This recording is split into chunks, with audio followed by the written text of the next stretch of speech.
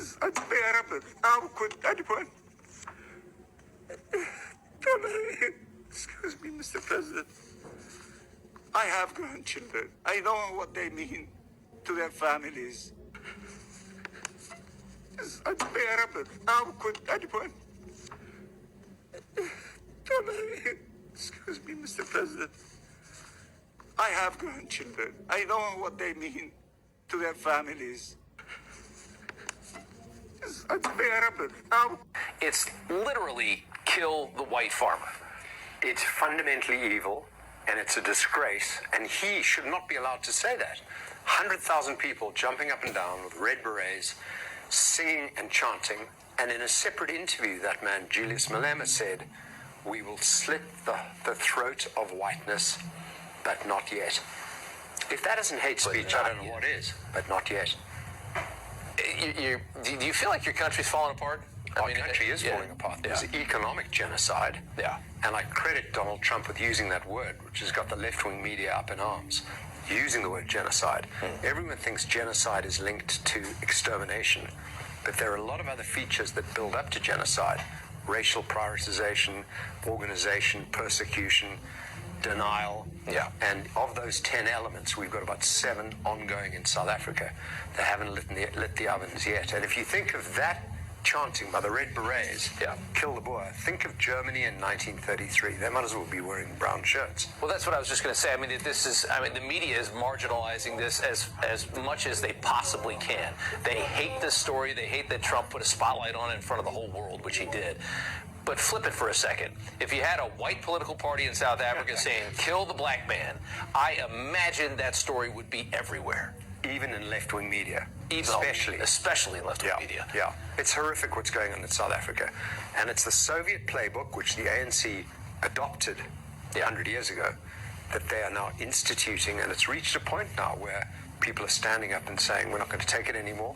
And I thank Donald Trump and I thank America for taking notice. Because what happens? I mean, you guys become the next Rhodesia, you become the next Zimbabwe. It all collapses before they finally, before there's a wave of some kind of common sense comes back to bring the country back from the depths, right? So that disgraceful Cyril Ramaphosa, who's just saying it's just a liberation chant, signed into law in January, listen to these 3 words, expropriation without compensation. That's a law now. Yeah.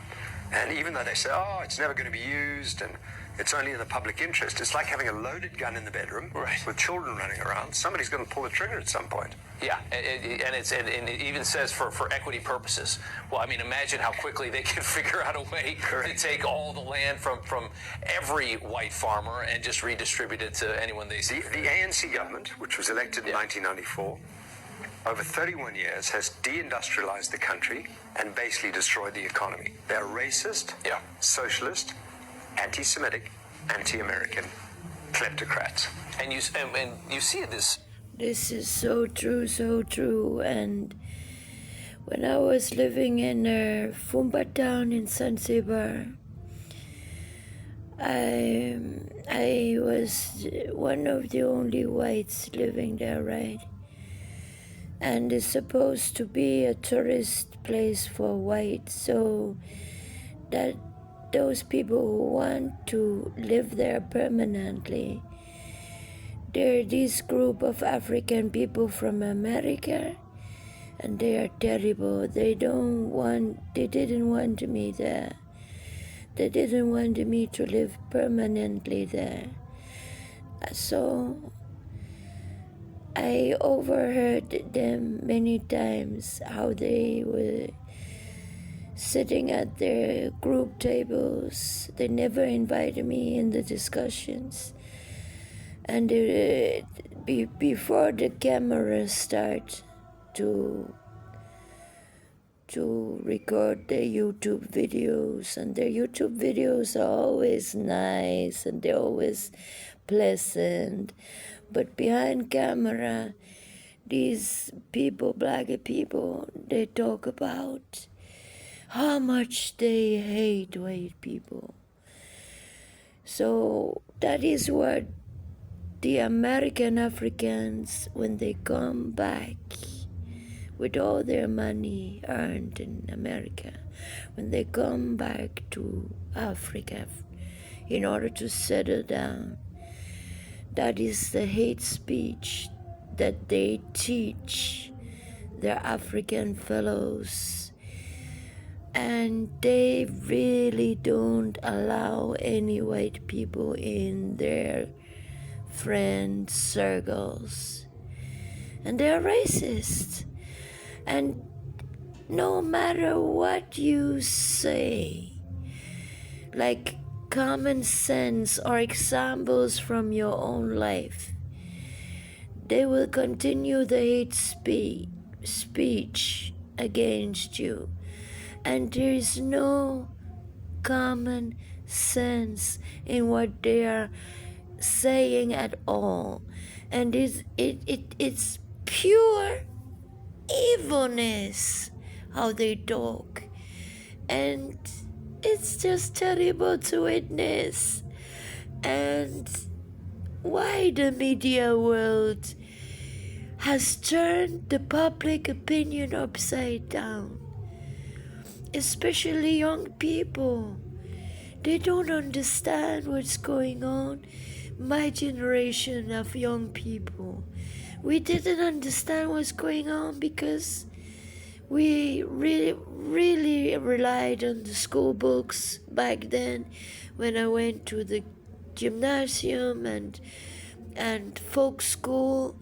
Like, all my life I fought everything. The racism was white men against black men, and it hurts me to see that it's the opposite going on, and how the media world is just camouflaging everything. So we were told that white men have been mistreating these Africans, and I don't know, I'm almost living here in Africa. I'm almost 100% convinced that it never took place. These African people, they have somehow hated white man so much that they tell a story about white man that is most likely not true, okay?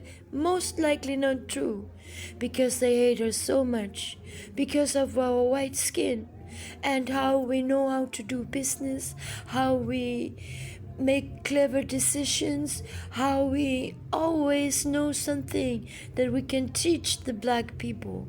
So their brains are slow. And you know, when I look at what they eat, it's not like they don't get proper nutrition. We, the people of Europe, and people who are not just very rich, but maybe the middle class, we actually don't get enough to eat compared to the Africans I see on the street. They eat a better food, they catch their own fish, they farm their own land. And it's not true that they don't have money. They pretend they don't have money, and they all hate white-skinned people. So I think, and it's not an assumption, it's like if I compare what I have seen with my own eyes going on, and then compare it to how the media world wants us to think, how our school book wants us to think, and how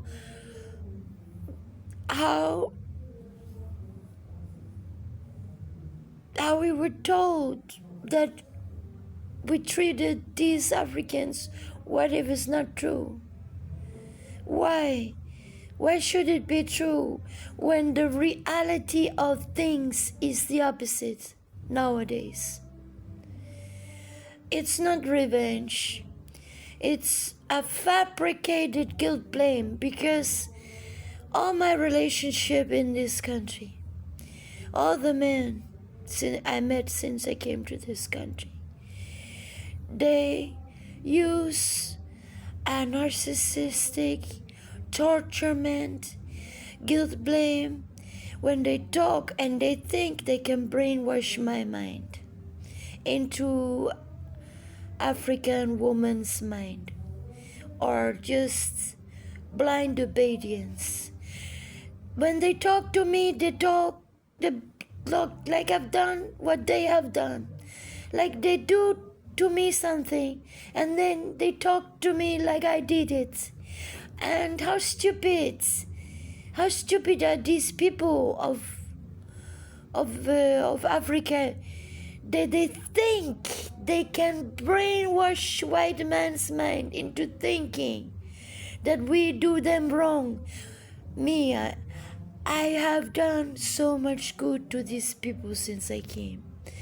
And my help stopped now, because now I'm convinced that they're lying all the time, if not all the time also in history. They lie about everything, big and small, and it's all of them, women and men. They lie like it's like drinking water. They lie like if they have no consciousness about goodness, about how to be a good person. They go to church every Sunday like it's just a camouflage, a shield, protecting themselves from the truth, like protecting themselves so that every people can say, oh, they're good people, they go to church.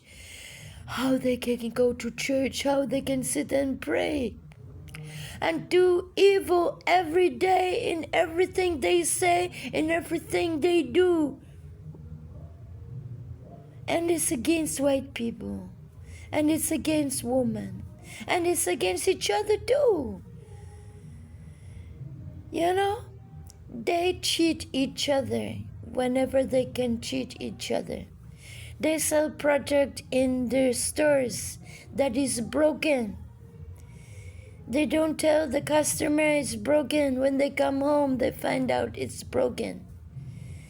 That's Africa. And when they do a job, they always spoil something. When they do a job, they spoil something. When they put a door into a house, they spoil the floor and the wall. When they transportate things, they damage the things, okay?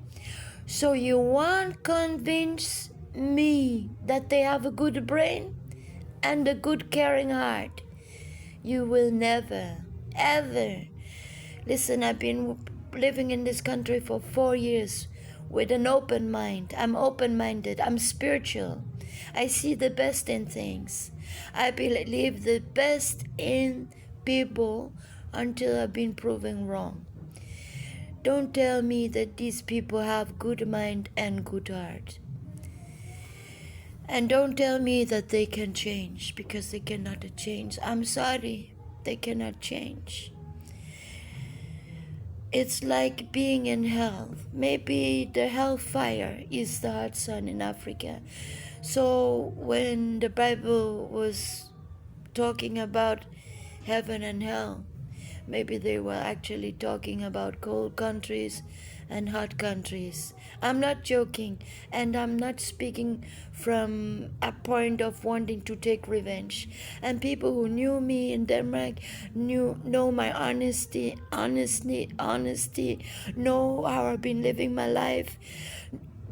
Then people who know me from before the government kidnapped my child, they also know without any doubt in their heart that right now I'm speaking the truth. I'm not looking for revenge. I have never looked for the revenge. Yes, white men and women has been mistreating me like they mistreat the African people. But with no doubt in my heart, no matter what white people have done against me, it's not white people doing it. They have been manipulated to be against my article. I'm sure white people is good people, and there's something else going on in Denmark. There is some kind of organization do not want my child to be with me, okay? A very, very famous, very skilled lawyer of Denmark told me this. When the law system is telling you you cannot see your child more than 1 hour or 2 hours one time per month. When the court system don't want you to have anything to do with your child, and when they lie, government lie in all your papers, it's a rich, powerful person standing behind. So it's not these people that write down bad stuff in the papers. Themselves, they have admitted one day, they admitted, and I have it on recording. No, I didn't have it on recording because my recording went out that day when I entered the room. But they told me themselves, we are hired to lie. So people within the healthcare system are hired to lie, okay? And if it's not black people standing behind the kidnapping of my child, then I'm sorry. Then I'm wrong, but I'm not. Black people stand behind the kidnapping of my son. Black people are ruling this world. They stand behind every politician, public opinion, and they stand behind what's going on in the world. And there's a genocide in South Africa, no doubt about it. A genocide is being planned these days, and there have been so much killing of farmers in South Africa, no doubt about it. With what I experienced with my own eyes, here with my own ears in this country, Tanzania, I know that how people think in this country, how people feel in this country, okay? And I see it from up with an optic eyes, with an optic heart, because I'm spiritual. I will never, ever teach my people of this world something that is not true. And yet tell you guys and Guyanas, the African people need help. The African people need medicine. The African people need hospitals to cure their evil mind and evil heart. And it's not the white people. And the white people, the psychiatry system, the doctors of that system are afraid of black people, and they do what black people say. There are black people behind the scene. The psychiatric system is using Kiswahili words, okay? Kiswahili words in their diagnosis. It's Kiswahili words in all that business. It's Kiswahili words describing the mental diseases. It's Kiswahili language stand behind that corrupt, evil business, money business, mafia business, okay? So I know the truth now. I know the truth. And if I'm going to be killed one day, and if my son in Denmark is going to be killed one day, and I don't think it will happen because I see many signs that I'm the oracle. And if somebody is protected by Mother Nature, it's me, okay? It's me. They can do whatever, but they cannot do any more harm to me and my son. I know the truth. I know the truth now. And I'm protected by Mother Nature. My son is protected by Mother Nature. And I'm here for you to start organize around me, and we are going to heal this world. We need help for the black people, and we need the truth to be told in all media worldwide. And people need to work for me not for the money system. And they just need to start doing what I'm saying. Then we will have law and order. I promise you guys in Guyanas. I mean, this is, as you said, this is a playbook that we've seen many, many times. You've seen it all over the world. The playbook is for people to save their own ass by doing what these black men say. So when you see journalists, they act in a certain way, they do their interviews in a certain way, they're scared of these black people. They know them. They know them if they're within the Illuminati. I've never been within the Illuminati. That's why they cannot do me harm, because I never see ghosts. I never been part of any entity that is bad energy. And this is the end of time in regard to doing harm to people and being innocent. That authentic energy can protect me nowadays, okay? I'm protected in Tanzania. Nobody want to do me harm here. I see African people as my own people. I see Muslim people as my own people. I see Danish people as my own people. It's not a coincidence that I grew up in all those countries: Iran, Pakistan, Tanzania, and Denmark, okay? I'm a mixture of it all. And that's why Mother Nature has chosen me as your oracle. Believe me, please start believe me. And I want you to follow my oracle, and I want the media world to be controlled by my oracle, so that every television station is going to tell the truth. We need to cure people, but we need to cure the right kind of people, those who are sick in their mind and their heart. And then we need to make society work and grow those Garden of Eden, and eat healthy food, drink healthy water, breathe healthy air. And we need all the good mothers out there to educate the men, educate their children, and have as many children as possible. They're healthy mothers, and I will find out who the healthy and good-hearted and good-minded mothers are. And I am one of them. Trust me, I'm one of them. And me, I have special skill for being a mother. So I will find the good mothers. You just need to give me power in society. I will find them, and every child being born out there, we will take them from their bad mothers.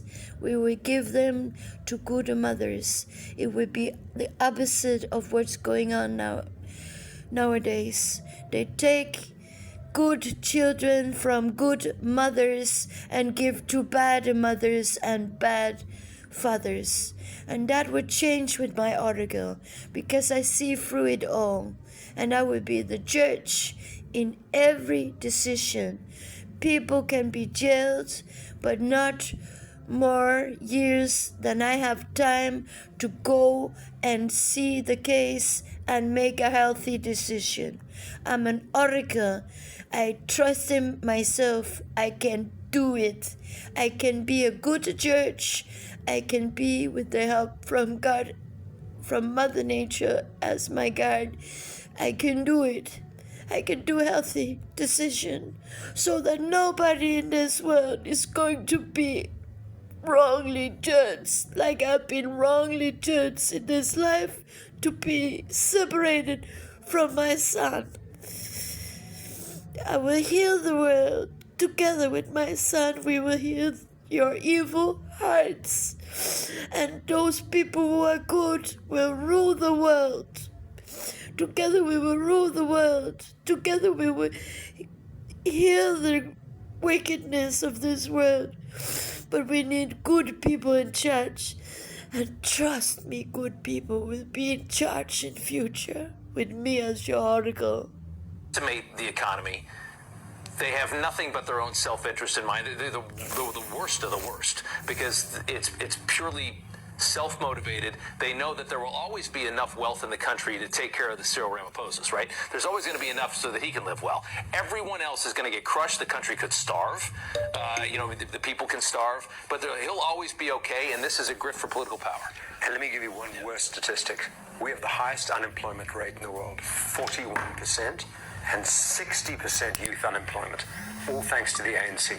They're incompetent. They've broken all of our state-owned enterprises.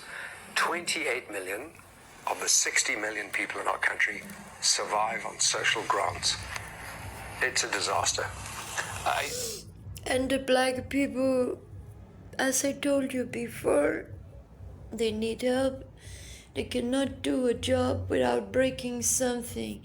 They are narcissistic and they need treatment, medication, help, education, and natural medicine we will give them, not the pharmaceutical medicine that has been made in order to kill white people. I wonder how much longer you can continue like this, and I guess the white farmers will stick around because, I mean, as we saw even in the White House meeting, they had, I think, Racism has been turned upside down.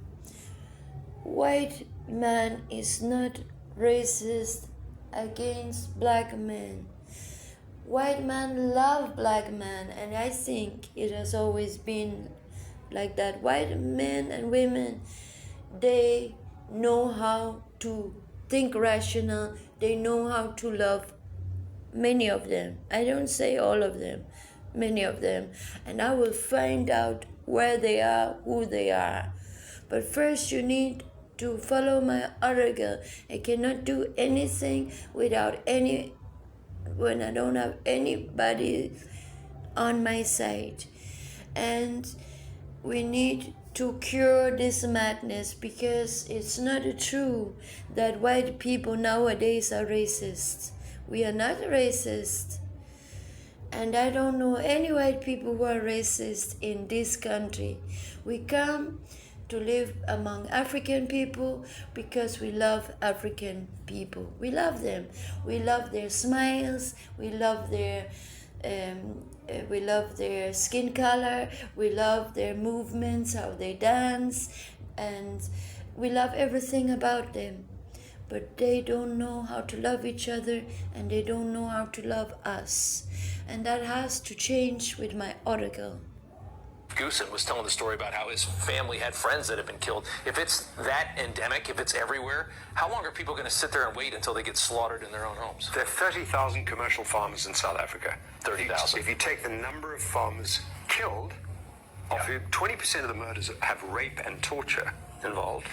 So if you take the number of farmers out of 30,000, you have 3 million commercial farmers in America.